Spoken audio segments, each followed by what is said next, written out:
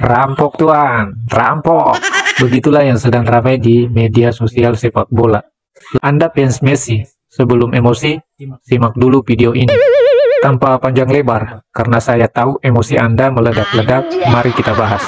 Jika mengacu tahun-tahun sebelumnya, maka ini menjadi sejarah kelam di mana untuk pertama kalinya pemain yang memenangkan pemain terbaik UEFA, pemain terbaik Liga, sepatu emas Liga Top Eropa, pencetak gol terbanyak Liga Champions, pemenang Piala FA, juara Liga Premier, juara Liga Champions, tapi tidak memenangkan Ballon d'Or. Ya, bisa saja para fans Messi dan militan Messi berkata, Messi layak karena memenangkan Piala Dunia, meskipun dengan modal penalti. Oh, luar biasa. Dengan alasan itu, Anda harus kembali melihat jejak penghargaan sebelumnya, jika itu acuannya. Tahun 2010, Iniesta memenangkan Piala Dunia dan menjadi pemain kunci di sana. Juga sebagai pemain penentu gol kemenangan di final. Di level klub, Iniesta memenangkan gelar sama banyaknya dengan Messi. Tapi Messi lah yang memenangkan Ballon d'Or.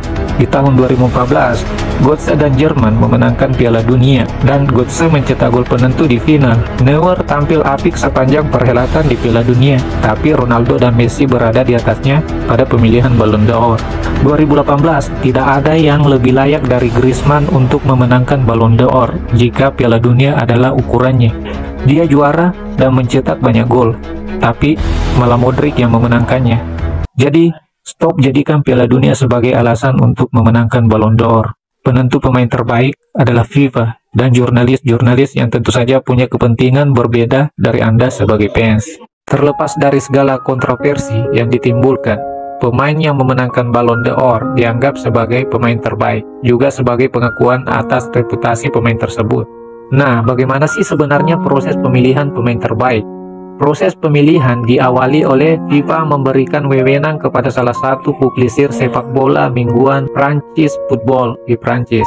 Tim editor dari media ini kemudian menentukan 30 nama yang layak masuk nominasi sesuai kriteria dan regulasi yang ditentukan, seperti penampilan individu dan koleksi gelar pemain sepanjang tahun, kemampuan dan fair play pemain, dan penilaian-penilaian lain yang berkaitan dengan karir sang pemain. Jika pemain sudah masuk dalam 30 pemain nominasi, sebenarnya mereka sudah layak untuk jadi pemenang Ballon d'Or karena sudah memenuhi unsur kriteria dan regulasi. Tinggal menyerahkan nasibnya kepada pemilik hak voting. Pertanyaan selanjutnya adalah bagaimana penentuan pemain terbaik? Setelah ada 30 daftar pemain yang masuk nominasi, maka dibentuklah tim dewan juri dari sekumpulan jurnalis dari berbagai negara untuk memilih pemain yang dianggap layak sebagai pemenang, mulai dari urutan pertama, kedua, ketiga, keempat, dan kelima.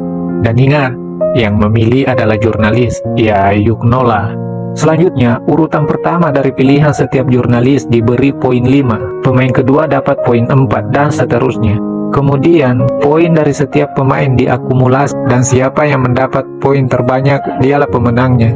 Jika ada pemain yang meraih poin yang sama, akan dilakukan voting kembali. Jika hasilnya masih sama, maka media mingguan Prancis yang menentukan. Nah, bagi saya sebagai fans sepak bola, sebenarnya jika pemain sudah masuk dalam nominasi 30 pemain terbaik, maka pemenangnya bukan lagi murni ditentukan atas prestasi di antara mereka, tapi sudah bergeser pada suka atau tidak suka dengan pemain.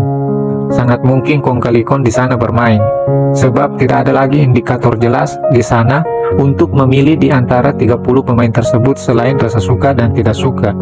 Sebagai contoh, tahun ini, kemenangan Messi dianggap sebagai perampokan dari Haaland yang secara statistik unggul jauh dari Messi, baik secara pencapaian individu maupun piala yang diraih oleh timnya. Sebagai penutup, fans memang posisinya untuk berdebat dan membela tim dan pemain andalannya, karena fans tak punya hak voting. So, silahkan berpendapat dan berargumen. Jangan mudah tersinggung. Ingat, siapapun pemenang Ballon d'Or, Anda harus tetap punya uang untuk duduk ngopi dan merokok membahasnya. Pemenang tidak akan datang membayarkan tagihan Anda. Salam rampok.